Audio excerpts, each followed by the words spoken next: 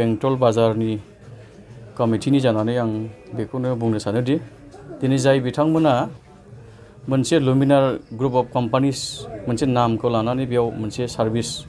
centre बायदि मोनसे बेयाव खुलिफैदों बेनो जाहैबाय जेनाखि जायफ्रा लाइमोन बा जोहोलाव सिख्लाफ्रा माने जेबो राहा गैयियावहाय गोजान गोजान जायगायाव थांनानै कम्पानिसफ्राव खामानि मावहैयो बेंगलर दिल्ली मुम्बाइ बिनि गोबांथार चेन्नाइ जायगाफ्राव थांनानै खामानि मावहैयो आरोना जेबो माने कन्टेक्ट गैयालासे दा बिनि थाखाय गोजोनथाव मोनसे खौरां दा दिनै सार्भिस सेन्टार हिसाबै बेयाव दिनै बेंटलाव दिनै गायसननाय जादों दिनै बेखेवनाय जाबाय दा बे हिसाबै जायफ्रानाखि लेबार बा माबा मोनसे सिकिउरिटि गार्ड बा माबा मोनसे खामानि बिदिनो लेबार कन्ट्रेक्ट जिखिजाया माने बिथांमोननि बे अफिसनिफ्राय बेखौहाय जगाजग खालामोब्ला बेखौ माने बिथांमोननि थाखाय बेखौहाय माने मोनसे सुबिदाखौ होनाय जादों दा बेखायनो बेयाव जायफ्रा माने ओरै गोदाव सोराव थाङालासे ओरैनो कन्टेक्ट गैयालासे नैबे कास्टमार सार्भिसाव फैनानै बा बेयाव अफिसाव फैनानै बेंटल बाजारनि बे सनारि लाइनाव बेयाव फैनानैहाय बेयाव रायलायनानै कन्टेक्ट खालामनानै बिनिफ्राय थांनानै बेयाव बबेयाव सोर सिकिउरिटि गार्ड मावनो थाखाय बा माबा मोनसे लेबार कन्ट्रेक्टनि थाखाय माबा मोनसे गार्डेन मोनसे लेबार बिसोरनि थाखाय खामानि मावनो गोसो दङ बिथांमोना खामानि मावनो थाखाय बिनिफ्राय इजि प्रसेसै थांनानै खामानिखौ मावहैनो हागोन आरो बेयाव गोबां माने फेसिलिटिसबो दङ आरो बेयावहाय हेल्पफुल आरो बेयावहाय गोबां मोनसे सुबिदा बेयावहाय माने खुनु गिनो गोनां गैया बेयाव ओरैबायदि मोनसे सुबिदाखौ होनाय जागोन आरो जोङो हारसिं हाला थाङोब्ला गोबां जोंहा रिस्कनि खोथा थायो बेयाव गोबां दायथ' हिसाबै बिनिफ्राय थाङोब्ला मोजां जागोन बेखायनो आं खावलायदों जे बेंटल हालामनि बा बे बेंटल बाजारनि कमिटिनि जानानै आं बेखौनो खावलायदों जोंनि जायफ्रानाखि बर' हारिनि बा जिखिजाया हारियानो जाया मानो माने जायफ्रा गोजानाव खामानि मावनो मोनसे सुबिदा नागिरो बेयाव जाहाथे फैनानैहाय कन्टेक्ट लानानै रायलायनानै खामानिफोरखौ मावो जोबोद गोजोनदों आं सानो जोंनि बे बर' लाइमोनफ्रा गोदाव सोराव थांनानै गोमाहैलाबायनाय बेफोरबायदि जाया नैबे मिडियानि नैबे सार्भिस सेन्टारनि गेजेरजों थांनानै बिसोरो गावखौनो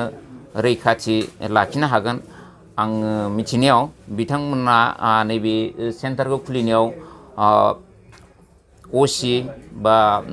माबाफोरजों टाइप दंजोबखायो गासिबो बेनिखायनो गिनांगौ जेबो गैया गोबां लाइमोन सेंग्राफ्रा सोरबाफोर गोसो दङबा बिथांमोनखौ नै बिथांमोननि जेराव कन्टेक्ट होगोन बे कन्टेक्टजों संनानै निस्सय गाव गावखौ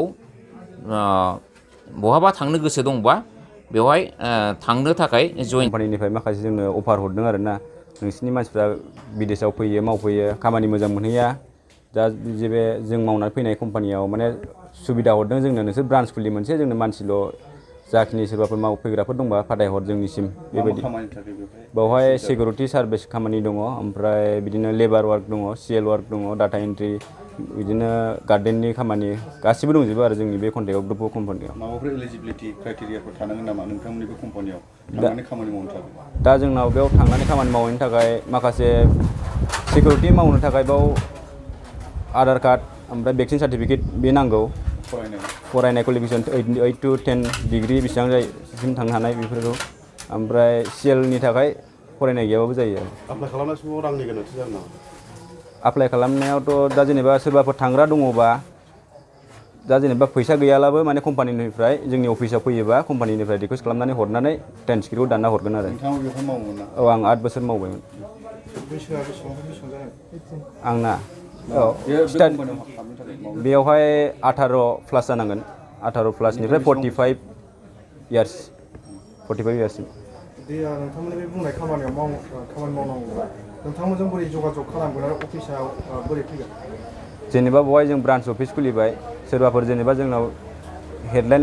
नाम्बार होनाय दंखायो बा कन्टेक्ट खालामनानै बेवहाय फैनानै जोंजों जगाजग खालामनानै मा खामानि मावगोन जों मानसिफोरखौ नायनानै जेनेबा मा सिस्टेमनि मानसिया फरायनाय माबायदि बेखौ नायनानै जोङो कम्पानिजों कन्टेक्ट खालामहरनानै जों खामानिखौ डाइरेक्ट जइन जाहरनो हायो आरो दिनैनिफ्राय बेखेवनाय जाबाय आरो बेखौ जायगाया बेंटल बाजारावनोखा सनारि खाथियाव आरो टार्निंआव